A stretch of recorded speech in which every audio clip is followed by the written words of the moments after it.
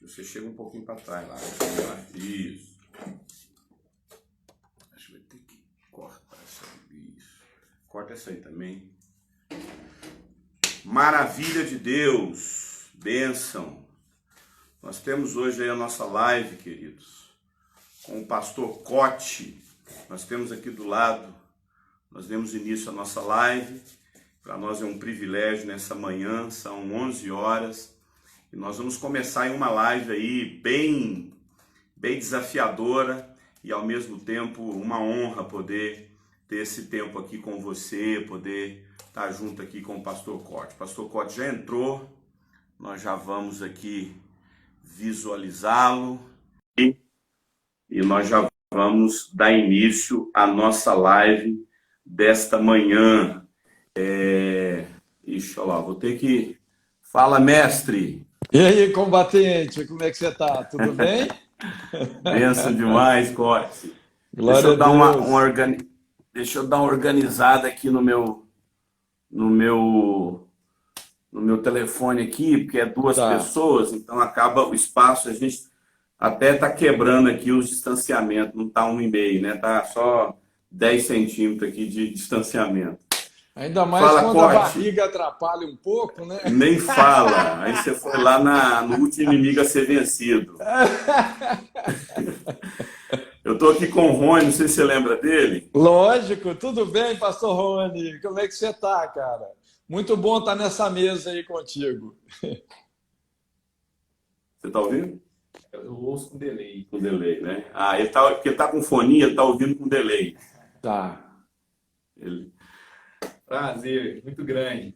Deus te abençoe, estamos juntos. Cote, eu só queria dar início aqui, a gente já começou já com o Cote, irmãos. A gente tem aí o privilégio de poder caminhar durante todos esses anos, né? São quase 15 anos aí que a gente está aí caminhando nesse processo aí de avanço do reino, de poder cooperar com a maturidade, com a saúde da igreja no Brasil. E como todos sabem, o Cote é uma referência que a gente tem aí de caráter, de hombridade, de homem que conhece realmente, aí que busca conhecer o coração de Deus. E o Cote é o nosso líder aí de Jocum e Jovens com a Missão. Ele coordena uma base, a maioria das pessoas, praticamente todo mundo que está online aí, que está entrando, já conhece bem o Cote, então dispensa comentários, né? Cote, eu tenho orado a Deus e buscado aí uma forma aí bem estratégica da gente poder conversar com algumas pessoas aí no Brasil em vários temas, né? E, inclusive, eu estou aí até Você fez uma live também com a Damares, ela me respondeu recentemente que vai ter uma live, ela aceitou um convite de fazer uma live comigo também com a Damares. Que bom. E eu queria muito, até pela liberdade, pela amizade, pela consideração, e eu falo isso porque hoje está difícil a gente conversar, as pessoas elas confundem a fé e até a conversão da pessoa, quando a pessoa pensa diferente dela, e principalmente no que diz respeito à política, né? Principalmente Sim. no que diz respeito à política, a todo esse cenário que a gente está vivendo. As pessoas chegam até confundir, chegam até a interpretar mal a sua postura em relação a algumas coisas. E eu queria muito, assim, sempre orando para a gente poder ter esse tempo. Então olha só, Euripe, só um parentezinho aqui, né? Eu acho que isso é um pouco normal, assim, porque quando você trabalha com pioneirismo, e nós vamos, acho que a nossa discussão maior aqui vai ser dentro do contexto da cosmovisão, né? Uma mudança de paradigmas e tal, né? A igreja, realmente, infelizmente, ela ficou muito viciada numa cosmovisão que retirou ela das áreas de influência da sociedade. Então, quando a gente fala de uma mudança de paradigma, não é, todo esse avanço apostólico, você mudar o sistema de crenças, você pensar de uma outra maneira, realmente muita gente vai achar ruim, muita gente vai chiar, você vai mexer com a religiosidade de muita gente. não é? E ministério apostólico é isso, tem que aguentar as pancadas, entendeu? E Você falou das 7 áreas não de pode influência. negociar valores, né? Nós não podemos negociar a revelação bíblica por causa de um sistema de crenças limitado das pessoas, né? Você falou aí das 7 áreas de influência, foi interessante, porque um dos livros que eu quero mencionar, que é inclusive da nossa editora, que é O Modelo Social, que fala justamente das 7 áreas de influência, que é a questão, e o primeiro capítulo que fala das 7 áreas de influência, segundo Jovens com a Missão, aqui no caso, a Landa Cope, é justamente essa questão da política. O Rony separou, ele até estava lendo comigo aqui, ele separou uma frase de um outro livro nosso também, da editora Jocundo, Daryl Miller. Sim. Ele fala sobre vocação, e o Rony separou uma coisa aqui dentro dessa questão da área de influência, a seguinte frase: a reforma chamou a igreja para fora do prédio e para dentro do mundo. A reforma chamou a igreja para fora do prédio e para dentro do mundo. Cote, o que foi assim uma chave que virou na sua cabeça? Ou isso já é uma construção que você tem aí de muitos anos? Ou até mesmo uma chave que virou na sua cabeça para você começar e ter esse entendimento de como você tem lidado hoje com tudo isso que está acontecendo no Brasil, principalmente no cenário político? Olha, na verdade é o seguinte, Eurípides, a maior chave, a principal chave que virou na minha cabeça foi essa mudança de estação no mundo inteiro, causada pelo fim da desinformação. A internet, as redes sociais, elas acabaram com aquela ditadura da mídia, que é a maior falsa profeta dessa geração, é a mídia, não é? Eles tinham a hegemonia da comunicação, eles fabricavam as notícias e manipulavam as pessoas ao seu bel prazer, em conluio aí com um topozinho da pirâmide política, uma meia dúzia de empresários e etc., né? Então, essa desinformação acabou, né?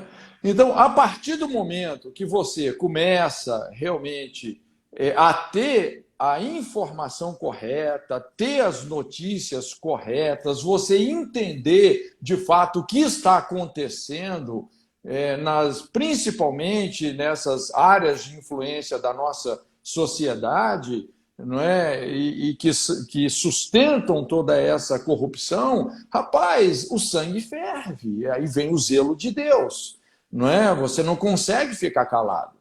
Rapaz, se a gente for começar a dimensionar o estrago que a corrupção política, econômica, social faz no Brasil no sentido de produzir miséria, não é? E manter pessoas realmente na miséria. Rapaz, dimensionar isso é muito trágico, é algo muito irresponsável. Então, é da nossa responsabilidade, né? É da responsabilidade da igreja a gente colocar em curso o ministério profético, não é? Então, quando o governo entra em desordem, né? Quando o governo mergulha na mentira, na corrupção, então o profeta entra em cena. É esse pilar, o rei, o sacerdote e o profeta. Não é? Só que antes, assim, a gente não tinha assim, noção do que realmente estava acontecendo. Então, eu diria, se eu fosse dizer assim, a grande chave, não é, foi o fim da desinformação. Nós nunca tivemos, como hoje, uma população tão bem informada e tão atenta ao que está acontecendo, Eurípides. Principalmente a nível de governo, política, economia, corrupção, não é? Nós nunca tivemos um povo tão bem informado e tão atento como agora. Esse é o ponto da virada. Antes a gente não tinha essas informações. Então você estava refém, você estava, vamos dizer assim, dentro de uma cortina de fumaça. Você não conseguia enxergar nada.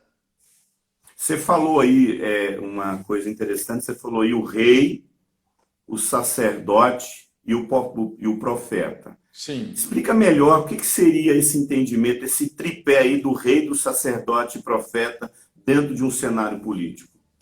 Então, essa é a estrutura, vamos dizer, uma estrutura de funcionamento do governo, né, na época de Israel, não é? Então, o rei é o governo, tá? O rei é o governo. Nós temos um governo que se fundamenta em 3 poderes aí também, né? Que é o executivo, legislativo, judiciário. Então, o rei é o governo, o sacerdote e o profeta, vamos dizer assim, são evidências da igreja, né? Nós precisamos de um ministério sacerdotal e também um ministério profético, né? Essas coisas têm que caminhar juntas, se respeitando, como se fossem aí 3 poderes à parte, não é? Veja bem, o rei é um poder, o governo é um poder, a igreja é um outro poder, e nós temos aí o ministério profético, que quando a coisa entra em desordem, realmente precisa de haver um confronto, né? Deixa eu então, você quer falar alguma coisa, Rony? Você está acompanhando aí? Sim, é porque aqui tem um delay grande, né? Vou fazer Sim. uma pergunta para o Cote. Cote, dá para ouvir? Dá, perfeito. Dá, quer responder? Tá, perfeito. Cote, nós temos um desafio grande, momentâneo, circunstancial, mas ele vai passar. O tempo, né? Esse momento vai passar. E se, mesmo que a gente faça justiça no momento, ele tende a passar. Como Sim. nós podemos, como igreja, trabalhar para que nós estabeleçamos processos que permaneçam justos? Vou dar um exemplo, né? A igreja esteve em outros momentos históricos envolvido com processos, por exemplo, na África do Sul, na própria Alemanha, né? Onde ela se deixou em processos mais longos se perder, entende? Então, às Sim. vezes ela começa bem, mas às vezes preocupada com o momento e não com o processo, né? Não que não devamos estar, Sim. mas não estabelecendo processos sustentáveis, né? Aquilo às vezes cai numa corrupção futura, né? Sim. Abençoada às vezes pela igreja. Né? O mundo que você sempre tem pra tende nos à contribuir? corrupção, nós temos que entender isso. O mundo sempre tende à corrupção, né? É a dinâmica realmente da queda, do pecado, né? Essa é a tendência. A sua pergunta é excelente, né? É por isso, assim, que como igreja e pensando dentro do conceito da reforma, né? Quando a gente fala desse mandato cultural, a grande comissão não era só pregar o evangelho, discipular pessoas, mas era discipular nações. Então, isso fala sobre uma fundamentação das instituições humanas. Nós precisamos de toda uma reestruturação aí, né? Das instituições humanas que, infelizmente, se corromperam profundamente.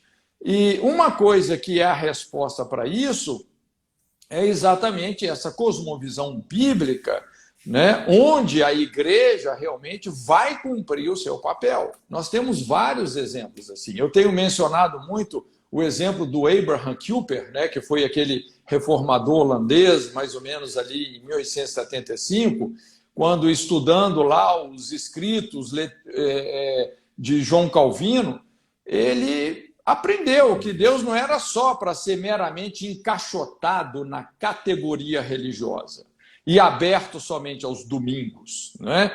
Deus era para ser o Senhor sobre todas as áreas da vida. Todas as esferas da vida humana pertencem a Deus. E todas as sociedades necessitam dos ensinamentos de Jesus para limitar exatamente essas concupiscências, a corrupção humana, produzindo realmente uma sociedade fundamentada nesses valores de amor, de integridade.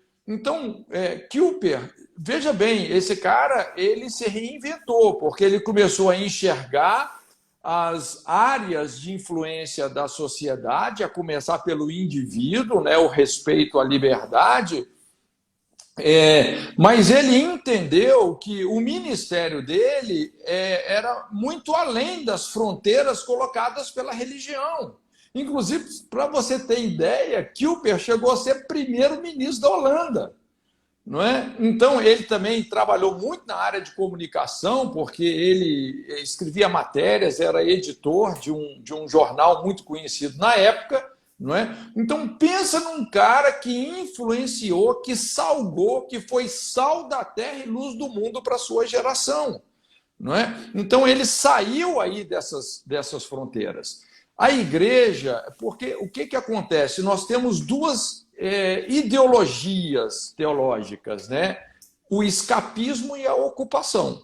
Você pode observar, até escatologicamente, qual que é a nossa ideologia? É escapista. Ah, Jesus vai voltar e o mundo vai ficar para o anticristo. Não é? Mas, na verdade, essa não é a lógica do reino de Deus. Não é? Como é que Jesus nos ensinou a orar? Senhor, me tira desse mundo? Não. Senhor, livra-nos do mal e venha ao teu reino. Seja feita a sua vontade, assim na terra como no céu. Então, nós precisamos de uma mudança profunda de paradigmas, de deixar essa ideologia escapista e entrar realmente na ocupação. Eu tenho dito que existem alguns campos missionários que foram abandonados pela igreja, não é? Principalmente da política. Hoje, a política se tornou um campo infernizado. É um inferno. Olha o que um governo que nunca se corrompeu, que aí no caso Bolsonaro, não tem nenhuma denúncia de corrupção contra ele. Olha o que esse governo está tendo que suportar, que aturar, né? O inferno que está se levantando contra ele para demovê-lo dessa posição de não se corromper. Então, é uma área realmente, vamos dizer, que ficou infestada, porque espiritualmente falando, a questão maior não é só a presença dos inimigos, mas é a ausência de Deus. Então, infelizmente, a nossa política, a igreja se ausentou tanto que quando a igreja sai, vamos dizer assim, a manifestação do evangelho, da verdade, a coragem de confrontar a corrupção é retirada. E acabou-de, foi-se a glória de Deus. Então, essa ausência de Deus é que trouxe uma infestação demoníaca. Não é? Então, veja bem, quando não existe vácuo, espiritualmente não existe vácuo. Não é? Quando a presença de Deus sai, uma outra presença, outros valores, outros princípios vão ocupar esse espaço. Você citou algo aí, você mencionou aí o governo Bolsonaro, né? Deixa eu tentar, assim, apresentar uma pergunta para você, Pote, tentando pensar, tentando raciocinar segundo a mentalidade de uma parte bem significativa do povo evangélico, porque eu sempre, vira e mexe, eu dou não sei se você tem estômago para ler os comentários de algumas postagens suas. É assustador, tem hora. Olha só, Eurípides, é muito raro eu ler. É muito raro eu ler. Mas eu imaginei. Eu te conhecendo, eu sei muito bem que você não perde tempo com isso. E eu não. Cara, eu amo essas pessoas. Eu até prefiro que a pessoa ali se expresse, fale o que ela pensa. Isso. Pode descer a lenha, rapaz. A gente amortece essas pauladas, né? E só esclarecendo, como é que você funciona, olha só, a minha plataforma, Eurípides, é uma plataforma assim mais profética. Eu não tenho interesse em cargo político, em partido político. Cara, eu tenho até aversão a isso, honestamente. A minha praia não é essa. Agora, assim, eu creio, assim, desde antes do Bolsonaro se eleger, eu tive a oportunidade de estar com ele e Deus falou coisas comigo. Deus tem falado coisas comigo. né? Não vou contar aqui, porque tem coisas que são até muito particulares, mas uma dessas coisas, Deus me chamou para um lugar de escudeiro em relação a esse presidente. Não sei até quando, mas Deus me chamou para um lugar de escudeiro. E escudeiro é quem toma pancada. Escudo é quem vai parar a espada, quem vai parar a lança, é quem vai tomar pancada, cara. Não é? Então, assim, eu estou nessa rota de proteção, eu estou numa rota de proteção, de colisão.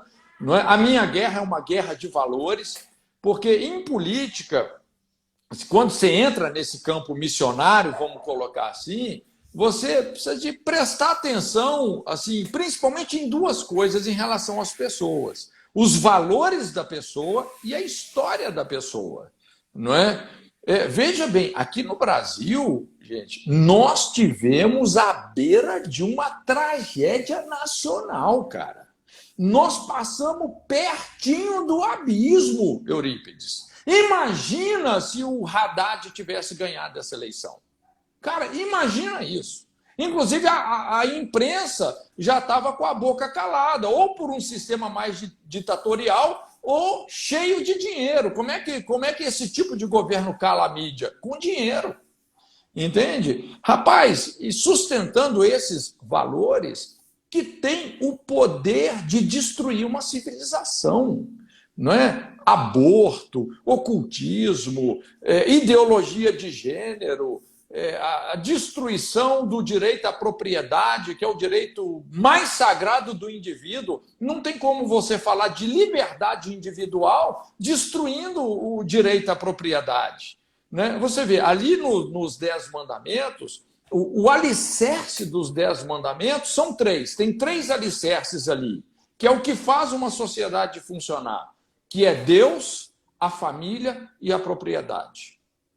E o marxismo e o progressismo de direita, eles vão contra esses 3 principais alicerces, que é Deus, a família e a propriedade. Então, essa é realmente... Mas desculpa aí que eu te cortei, pode continuar aí a sua pergunta. Não, mas você já respondeu bem. O que eu queria concluir essa pergunta era tentando apresentar como é que funciona a cabeça de um grupo, de um grupo pequeno, mas é considerável, principalmente de algumas igrejas históricas, que não consegue entender essa ideia de que o reino de Deus teria como fundamento a questão da política. O reino de Deus ele não usa dessa ferramenta. Então, a política ela não faz parte das ferramentas que Deus vai usar para a expansão do seu reino. Principalmente porque quando você olha para os ensinamentos, para a postura de Jesus em relação ao governo, você vai ver poucos momentos Jesus se colocando do lado do governante. Ele vai pedir para orar, ele vai pegar lá a moeda, mas ele não está ali do lado dos governantes. Isso é a interpretação teológica de alguns cristãos. Quando se olha para esse cenário, quando se olha para a história da igreja, todas as vezes que a igreja se colocou do lado de um governo, ela se frustrou. Por quê? O que nós podemos ter como convicção que agora isso pode dar certo? Veja bem, Eurípides, a questão aqui não é se colocar do lado de um governo. Inclusive, o Abraham Kuyper, ele trabalha muito bem isso, dizendo que as esferas de autoridade elas têm que ter a sua independência, não é? Mas precisa de haver um relacionamento entre elas, né? Então, veja bem, aqui, inclusive, entra... Eu não sei se você conhece a origem da palavra idiota, mas a origem da palavra idiota, lá na Grécia, quem eram os idiotas? Eram as pessoas que se ausentavam, se abstinham de influenciar os governantes, não é? Então, porque quando você fala assim, não, eu não me importo com política, você vai ser governado por quem se importa, não é? Então, de repente, esses caras estão fazendo leis, numa lei de ideologia de gênero, de casamento homossexual, de não sei o quê, né? Eles estão entrando com esses valores nas universidades e é a universidade que o seu filho e o meu filho vão estudar. Aí você vai reclamar de quem? Entendeu? Né? Aí vem esse conceito, inclusive é o conceito do idiota, é o cara que está sendo, que não se importa com quem governa, não se importa com os valores que estão sendo impostos pela política governamental, né? E agora você vai ter que engolir isso seco, você vai ter que engolir esse sapo, não é? Então, assim, o que nunca deu certo, Eurípides? Porque essa fala sua aí, ela assim, ela é questionável sobre vários aspectos, né? Porque, na maioria das vezes, quando a igreja fez o papel, foi quando o mundo deu certo. Quando a igreja fez o seu papel na política. Olha o que aconteceu na reforma. Não só a reforma de Calvino, como de Lutero, em outras fases também, a reforma na Holanda, né? William Vórias no Japão. Então, você pode observar, quando o Rauge, ali na Escandinávia, né? Quando você olha a história desses reformadores, você vai perceber exatamente isso. Porque hoje a gente tem essa, como é que fala? A gente tem o problema da isenção profética, né? Que se fala muito, não, você tem que ter uma isenção profética, não é? Mas nós temos uma alienação profética. Eu acho que o problema maior da igreja hoje é a alienação. A igreja se alienou. E a nossa guerra é uma guerra de valores, não é? Lógico, por exemplo, aí vem assim, porque o profeta é aquela pessoa que ela está nos lugares altos, ela está afinada com a voz de Deus, não é? A partir do momento que Deus te dá uma direção, você vai obedecer aquela direção. Eu falei, é o meu posicionamento momentâneo. Essas coisas são momentâneas. Esse quadro pode se virar totalmente, ninguém sabe, não é? Apesar que tudo tem uma margem de previsibilidade, né? Então, assim, inclusive essa ideia de que Jesus e tal... veja bem, nós temos que olhar para as Escrituras como um todo, né? Você querer, como muitos teólogos hoje fazem, que é isolar o ministério de Jesus do todo da Bíblia, rapaz, isso é um desastre. Nós temos que entender, vamos dizer assim, no Antigo Testamento, principalmente, nós temos os alicerces para você construir uma nação. Como restaurar e como construir os fundamentos de uma nação. No Novo Testamento, você tem os alicerces para construir uma igreja. São alicerces diferentes. Só que, veja bem, uma coisa se completa com a outra. Não tem como você construir os alicerces de uma igreja sem construir os alicerces da nação. E não tem como construir os alicerces da nação sem construir os alicerces da igreja. Então, você querer separar isso... Rapaz, é um erro teológico grotesco. Então, a Bíblia é um livro de leis. Você vai ver leis espirituais, leis morais, leis civis, leis nutricionais, leis de saneamento, leis de governo. É um livro de leis. Então, o que nós fazemos na Jocum, né? Hoje, uma das estruturas da Jocum, Universidade das Nações, são 7 faculdades, cada faculdade numa área de influência da sociedade. Nós estamos resgatando valores, princípios, verdades, discernimentos para redimir todas essas áreas de influência. Entende? E isso é o que faz uma sociedade dar certo. Todas as vezes que a igreja... se alienou em relação ao seu papel com a sociedade, o mundo afundou. Ou todas as vezes que a igreja se institucionalizou corruptamente. Aí também você tem o caos, não é? Então, assim, nós precisamos, como eu sempre digo, de um reabibliamento. Não existe reavivamento sem reabibliamento. Nós temos... que redescobrir essas verdades que foram esquecidas. né? Existem muitas verdades que foram esquecidas, abandonadas, nós nos alienamos. Essa alienação, honestamente, principalmente nesse momento aqui no Brasil, eu diria, como eu disse para você no início, ela se deu, não foi até por responsabilidade ou irresponsabilidade da igreja, mas foi por desinformação. Foi muito por desinformação. Não é? Mas eu creio que agora, assim, Deus realmente virou essa chave e está nos chamando realmente. Lógico que nesse processo da gente ocupar o espaço que a gente tem que ocupar, Eurípides, nós vamos cometer erros? Vamos. Vamos cometer excessos? Vamos. Vamos nos desiludir com pessoas? Vamos. Isso acontece. Entendeu? É um campo minado? É um campo perigoso a política? É. Mas eu vou me intimidar com isso? Não. Entende? Nós precisamos de cumprir aí o nosso papel.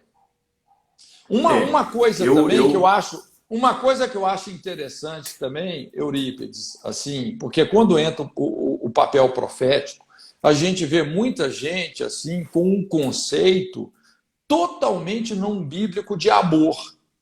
Como que se amar é você não denunciar a maldade, a corrupção e o pecado. Porque se você denunciar a corrupção do STF, você está sendo um rebelde. Se você denunciar a corrupção de um governo, você não está amando as pessoas. Gente, assim, é a coisa mais sem noção que tem. Entende? Assim, uma das palavras que Deus tem me dado, né, ali naquela situação do tributo. Lembra lá quando os fariseus pegaram alguns herodianos, né, querendo armar para Jesus e perguntaram se ele pagava imposto ou não. Olha só, não é? A trama que estava ali. E muito interessante, Jesus pede a moeda, né, o denário, e ele fala, de quem que é a imagem que está aqui nesse denário? A imagem é de César. Não é? Então, ele fala, dai a César o que é de César, ou seja, o que é dai a César o que é de César? Jesus está endossando a importância de um governo civil. É de Deus, como Romanos 13 fala. Não é? Paulo fala, inclusive Jesus falou lá para Pilatos, né? Você não teria nenhuma autoridade se do céu não tivesse sido dada. Jesus reconhece como ninguém antes o governo civil, não é? Dai a César o que é de César. O governo existe, inclusive, até mesmo para empunhar a força, empunhar a espada em relação aos injustos, criminosos e desordeiros. É importante o governo civil. Mas aí, Jesus fala outra coisa. Quando ele fala dai a César o que é de César, ele está colocando um limite para o governo civil. Olha, César tem a sua jurisdição. E ele tem que obedecer e não se corromper nessa jurisdição. Mas ele fala, dai a Deus o que é de Deus. E o que é de Deus? Veja bem, né? Na moeda estava a imagem de César. E o que está em mim e em você? É a imagem de César ou é a imagem de Deus? Imagem de Deus. A imagem de Deus. Quando a imagem de César, um governo civil, começa a destruir os valores de Deus que sustentam a imagem e semelhança de Deus numa sociedade, numa família, quando um governo começa a pecar contra a família, porque a imagem de Deus não é no indivíduo só. Criou, pois, Deus a sua imagem, o homem, a sua imagem, macho e fêmea os criou. O que é macho e fêmea os criou? Qual que é a imagem de Deus? Macho e fêmea, é o casamento, é a família. Entende? Quando um governo começa a destruir a imagem e semelhança de Deus, olha, nós temos que dar a Deus o que é de Deus. Então, a igreja precisa de colocar o governo no seu devido lugar. Não é? Então, precisa de haver aí um espaço para o ministério profético. Eu conhecendo o seu caráter, conhecendo os seus valores, eu sei muito bem que você sabe separar essa ideologia cega que as pessoas têm por uma figura, por uma pessoa, e eu sei que o seu papel, o papel profético, você entende o seu papel profético nesse momento, para esse cenário que a gente está vivendo. Eu acredito que o que acontece na cabeça de muitos, né, é a gente não conseguir separar esse papel profético desse papel ideológico cego, que muitas das vezes é aquilo que as pessoas falam, né? Os bolsoníneos, os bolsonarianos. Sim. Então, no meio dessa história de alguém que está exercendo um papel profético, que está ali sendo esse escudeiro que você falou tão bem aí, fica tudo isso misturado na cabeça das pessoas. Não, ele é um bolsomínio, é um bolsonariano.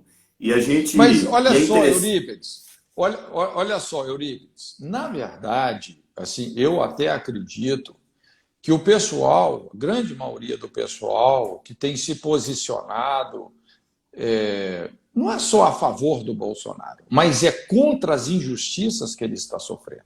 É contra o massacre de mentiras que ele está sofrendo. É contra o ataque exagerado. Os caras ficam buscando pelo em ovo. Eles estão analisando, já analisaram a vida e a família do Bolsonaro com microscópio. Entendeu? Então, essa turma que fala isso, assim, que faz essa mistura, normalmente não é assim a igreja mesmo, não. Isso é mais os esquerdistas. São mais porque, vamos dizer, eles querem desmoralizar as pessoas. É mais uma fala de desmoralização. Você é um bolsominion, começa a te rotular. A esquerda faz isso, ela te acusa do que eles fazem. Então, eles querem, qual que é? É desgastar. Né? O que eles querem fazer com o governo, um governo justo, austero, e com aqueles que estão percebendo todo esse massacre? Rapaz, imagina se fosse o Lula que tivesse levado uma facada. Entendeu? Então, quando a gente observa assim, os absurdos que têm acontecido, assim, os ataques baixos, sinistros, mentirosos. Eu não sei se você viu ontem lá naquela parcela, eu estava vendo na televisão, inclusive isso viralizou pela esquerda, o ataque que os jornalistas do Estadão sofreram. Que eles foram agredidos, que não sei o quê. Você viu a cena? Você viu a cena? Você viu alguém sendo agredido ali? Os caras não foram agredidos. Não, só grito. Talvez alguém falou, gritou contra eles. Não é? O máximo que pode ter acontecido ali, um esbarrão. É o máximo. Mas olha o terrorismo que os caras fazem em cima. É um pastel de vento. É um pastel de nada. A notícia é um pastel de vento. Entendeu? Então, assim, eu penso, sabe, Eurípides, assim, isso que é legal hoje, porque a gente vê não só a igreja, mas a gente vê a sociedade amadurecendo. A sociedade não engole mais qualquer coisa. A sociedade agora se tornou protagonista do processo por causa das redes sociais. E a guerra hoje está nesse campo. Inclusive, a principal plataforma para a gente pregar o evangelho, para a gente exercer justiça social, exercer o direito sagrado da cidadania, não é? Nessa guerra de valores, são as redes sociais. As redes sociais encurtaram essas distâncias e, vamos dizer assim, quebraram aquela hegemonia, a ditadura da mídia. Acabou a ditadura da mídia, entendeu? Então, esse é o ponto. E por isso, assim, que você lembra quando Sambalá e Tobias começaram a ameaçar lá o povo, os que estavam trabalhando, ameaçar Neemias? Lógico, qual foi a prioridade de Neemias? Neemias ficou dando ouvido para Sambalá e Tobias? Ele foi lá para a guerra, lá contra Sambalá e Tobias? Não, a prioridade dele era fechar as brechas dos muros. Falou, não vou deixar essa obra. A nossa prioridade não é lutar contra esse tipo de inimigo. A nossa prioridade é construir o muro. São valores. Não é? A minha pauta, por exemplo, eu quando entro e faço confrontos, que eu faço mesmo, esses dias eu estou levantando a saia do STF.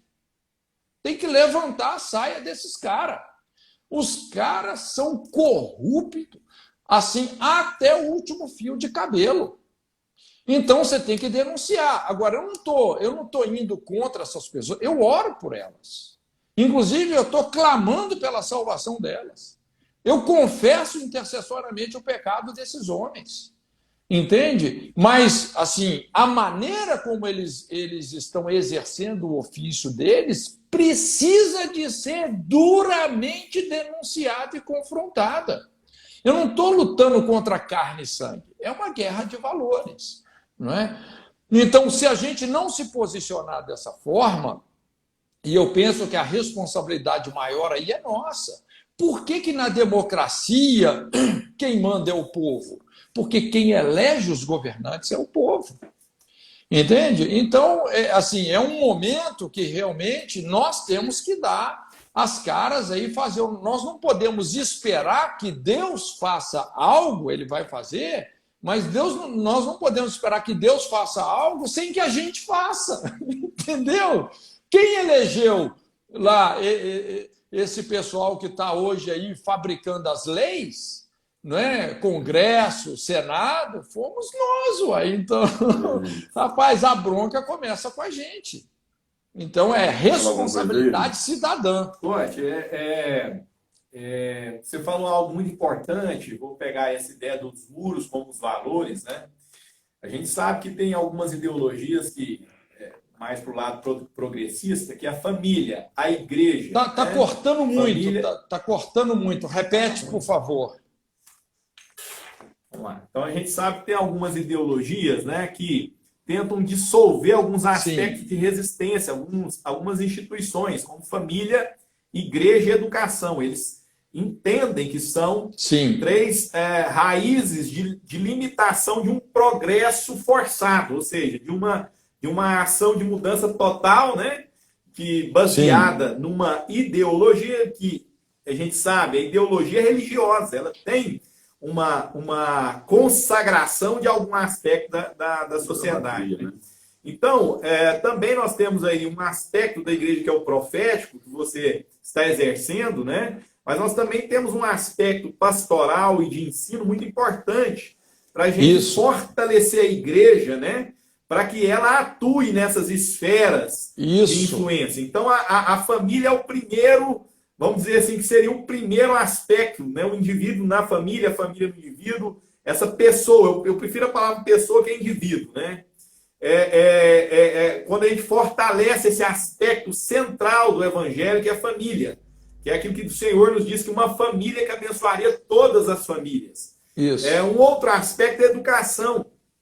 A gente sabe que um dos princípios de tirar, de dominação, é tirar a educação do ambiente familiar e jogar toda para o Estado, fortalecer isso, enfraquecendo a família.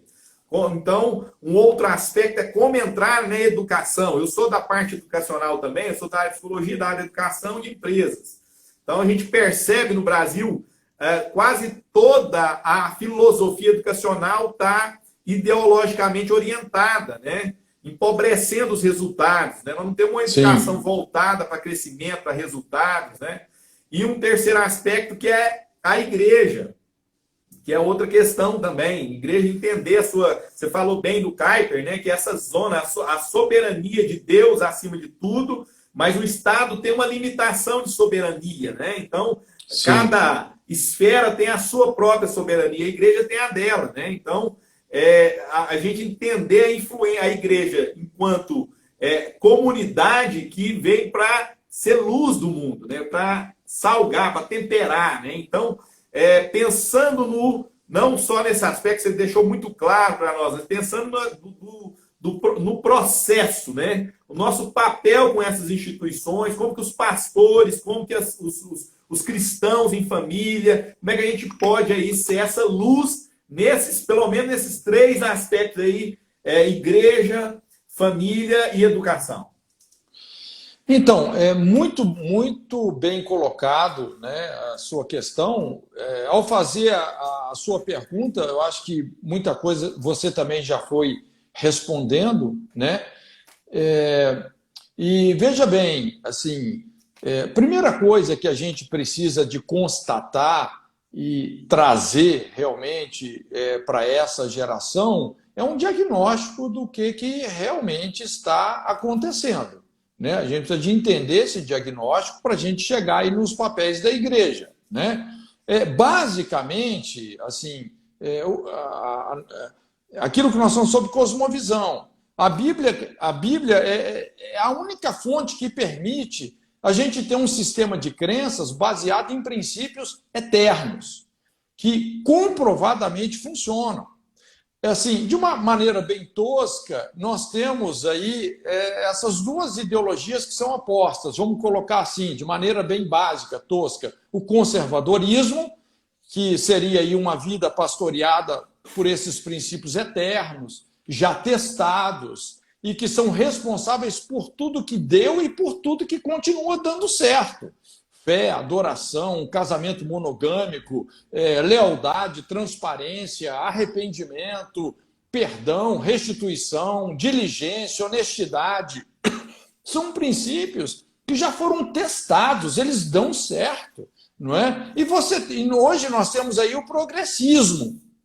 O que é esse progressismo? O progressismo, assim, para ser bem simples aqui, ele se fundamenta na desconstrução do conservadorismo, né? Só que quando você tira Deus de cena, as pessoas e a sociedade, elas vão perder o freio moral.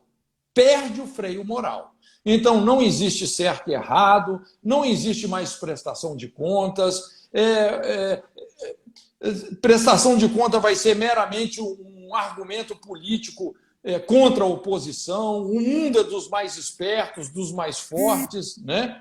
Então você muda o centro da vida. Esse é o problema. A gente tem que entender isso, que tem essas duas correntes hoje, não é? Agora, o papel da igreja é exatamente esse. Aqui entra o ministério profético, que vai confrontar o que tem que ser confrontado, não é? O ministério pastoral, que vai cuidar dessas pessoas. Não é? A gente, na EIFOL, o que a gente mais faz é isso. A gente pega as pessoas despedaçadas exatamente por essa ideologização.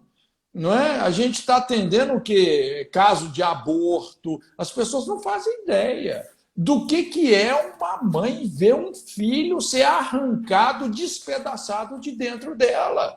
A ferida que isso causa na memória da pessoa, não é? E tantas outras situações. Então, o ministério pastoral é muito importante, o ministério de ensino, não é? Hoje, inclusive, até recentemente agora, em fevereiro, nós tivemos uma escola de governo na nossa base, não é? Junto lá com até o nosso amigo Rodrigo Tapia, né? Rodamos essa escola também no Rio Grande do Sul, rodamos no Chile, inclusive íamos rodar agora na Colômbia, mas parou tudo, né? Mas o Ministério de Ensino é fundamental. O que a gente está fazendo aqui, ó, na verdade, é uma maneira didática da gente poder realmente circuncidar a mentalidade, a maneira das pessoas enxergarem como o reino de Deus funciona. A gente sair da bolha, nós ficamos dentro da bolha, de uma bolha eclesiástica e por muito tempo nos alienamos do que estava acontecendo na sociedade. E é o que Jesus disse, aí vem a noite, o inimigo semeia o joio, não é? E quando você vai ver, rapaz, só tem joio, acabou o trigo, a sociedade está tomada. O sistema de educação foi tomado. Tem universidades e alguns cursos até, é impressionante, assim, como foram tomados por essa linha de pensamento, não é, que vai contra tudo aquilo que é decente. Então, realmente é hora de um posicionamento, a igreja está se despertando para isso, não é? A gente ocupar esse território perdido não é uma coisa do dia para a noite. Nós vamos ter que ter muita perseverança, muita consistência, mas eu estou acreditando piamente que a igreja chegou numa estatura, numa dimensão que hoje nós temos como protagonizar uma reforma das instituições no Brasil e da própria igreja em si. Amém. Quer falar alguma coisa? É muito bom a gente estar conversando sobre essa temática, porque a gente não pode ser inocente que não há só muda o Deus, mas que há uma adoração, uma verdadeira veneração a alguns aspectos, né? Tem um autor que chama Toys, esqueci o primeiro nome dele, ele, se não me engano, ele é canadense, que ele chama ideologia de ideolatria, né? Porque ele percebe essa veneração divina de alguns aspectos, né? Ou individualismo, no caso, uma ideologia liberal, né? Então, nós temos lá uma adoração ao indivíduo. Só que é muito importante o valor da liberdade, mas ele no extremo, ele é extremamente maléfico, né? Nós vemos num socialismo uma adoração da comunidade, e isso no extremo também é extremamente destrutivo, né? O próprio conservadorismo, né? Nós temos que conservar aquilo que é tradição, como você disse aí, que são as boas tradições, aquilo que é testado, aprovado, né? E mesmo assim, sabendo que uma evolução comum que não desfaça o princípio é natural do ser, né? Mas é importante não ter dúvida que é pichado muitas vezes, né? Muitas vezes colocado em nós, cristãos, como se nós fôssemos daquele povo que acredita em um Deus, em nome de uma divindade, nós fazemos uma luta, né? Mas então, nós não podemos ter dúvida que os ideólatras da ideologia também estão adorando uma divindade, né? Não podemos ter dúvida disso. Né? Mas então, olha só, essa que é a questão, por isso que isso é difícil, porque a ideologia é uma coisa inevitável, não é? Aliás, eu gosto do termo ideologia, porque é o estudo dos sistemas de crenças. Ninguém escapa de ter um sistema de crença. Ninguém escapa. Não é? Aquela máxima ali, pensei, penso, logo existo. Aliás, não seria bem assim. Penso, logo creio, logo existo. Né? Então, todo mundo tem um sistema de crenças. A questão não é essa, não é o sistema de crenças, não é a ideologia em si. A questão é se a sua ideologia está correta ou não. Né? E a partir do momento, qualquer ideologia que tira Deus do centro, não tem jeito, porque nós fomos criados essencialmente como adoradores. Se você não adorar a Deus, que é o seu Criador, você vai adorar outra coisa, rapaz. Você vai adorar seu time, né? Você vai adorar a sua doutrina. Sua igreja. Se você tirou Jesus do centro, sua igreja, entendeu? O ser humano, sem exceção, ele foi criado, está na natureza, é intrínseco ao ser humano ser um adorador. Agora, qual que é o delicado da cosmovisão? É que, apesar de nós enxergarmos o mundo através dela, nós não enxergamos ela. A cosmovisão é como se fosse o cristalino do seu olho. Entende? Você enxerga através dele, mas você não enxerga ele.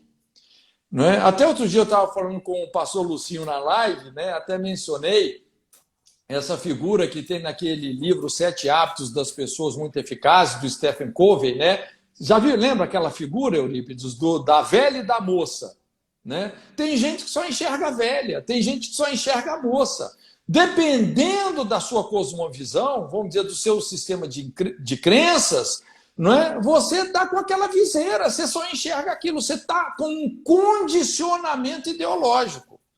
Tem gente que vai conseguir enxergar as duas, enxerga a velha, enxerga a moça, em vez de você ter um ponto de vista, você consegue ter a vista dos pontos, não é? E Deus nos chama para esse lugar alto. Não é? Então, a grande chave, por isso que eu falei, né? Assim, a Bíblia é um manual de funcionamento do ser humano. A Bíblia, ela nos dá os princípios que são eternos, um mapa completo, não é? Os princípios que já foram testados e funcionam. Jesus disse: examinai as Escrituras, porque cuidais ter nela a vida eterna, são elas que testificam de mim. não é? Então, a Bíblia é o manual de funcionamento do ser humano. Inclusive, até em relação à ciência, não é a ciência que confirma a Bíblia que confirma a ciência. A verdadeira ciência, ela sempre converge com a revelação de Deus. É impressionante, né? Então, essa é a chave, é mudar a cosmovisão das pessoas. Agora, mudar a cosmovisão das pessoas, você vai ter que mudar os valores delas. E aí que entra a batalha, não é? Você lembra, por exemplo, você vê como que é essa guerra de cosmovisão, né? Aquele episódio quando Eliseu e Geazi foram cercados pelo exército da Síria. Geazi saiu de casa, ele só viu os inimigos, a cidade de Dotã estava cercada. Ele falou, ai, meu senhor, e agora estamos cercados? Mas era a cosmovisão dele. Ele só enxergava as circunstâncias visíveis. Mas Eliseu, quando olhou, ele não viu só os exércitos da Síria cercando eles. Ele viu os exércitos de Deus, com cavalos e carros de fogo. Não eram eles que estavam cercados pelo exército da Síria. Era o exército da Síria que estava cercado pelos exércitos de Deus. Era um outro paradigma. Um outro paradigma. Não é? Então é aquilo lá do Cássio e o relógio suíço. Chegou lá o japonesinho e falou lá para o suíço, olha, tem uma ideia melhor do que essa de ter engrenagem. É um relógio a quartzo. Desprezaram. Uma mudança de paradigma. Ele descobriu algo novo, algo muito mais revolucionário. Hoje, a maioria das pessoas tem um relógio suíço no braço ou tem um relógio japonês a quartzo, né? Então, assim, trazendo isso para o campo dos valores, algumas pessoas elas demoram. Outras se apercebem mais rápido disso, que o salário do pecado é a morte. Quando você trata de valores eternos, o que está em jogo é a nossa eternidade. Então, essa é uma guerra séria. A guerra que eu estou hoje aí no campo da política é uma guerra de valores, não é? E é lógico, né? Nós precisamos também de um aparelhamento de pessoas cristãs que têm, né, uma cosmovisão judaico-cristã ocupando cargos no governo. Precisamos também. É ocupação, não é escapismo, não é alienação, não é? A rocha que foi cortada sem o auxílio de mãos, lançado sobre os pés da estátua, vai encher toda a terra. Então, veja bem, é encher toda a terra. Nós temos que ocupar todas as áreas de influência com as verdades de Deus, sem querer impor a fé. Sem querer impor a fé. Maravilha, Cote. Nós temos 3 minutos aí. E, para mim, assim, eu particularmente estou saindo bem renovado em muitas convicções, em muitas coisas.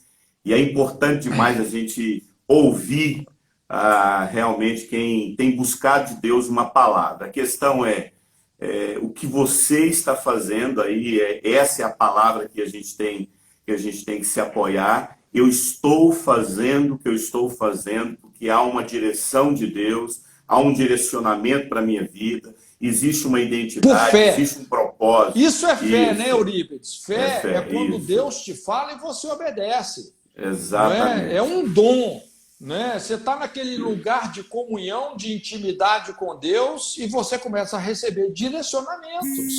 Aquele que anda no Espírito é como o vento, não sabe de onde vem nem para onde vai. Esse é o espírito da coisa.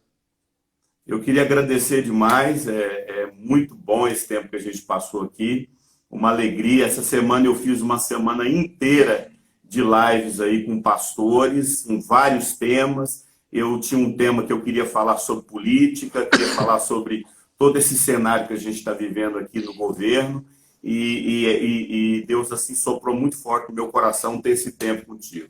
Não preciso dizer o quanto eu lhe respeito, lhe amo, a consideração que eu tenho pela sua vida, e muito obrigado por nos dar esse tempo aí. Queria também agradecer pelo Rony. Ele falou pouco, mas o pouco que ele falou valeu por muito. Muito obrigado, Cote. Deus abençoe. Muito obrigado pela sua disposição. Obrigado pelas pessoas que estiveram com a gente aqui nessa live. nós já estamos finalizando. Deus abençoe. Acredito que acrescentou tremendamente na nossa vida. A graça e a paz a todos. Deus abençoe. Paz, Cote. Deus abençoe, gente. Obrigado pela sua audiência. Forte abraço em cada um. Fiquem com Deus. Deus abençoe vocês. Amém. Paz.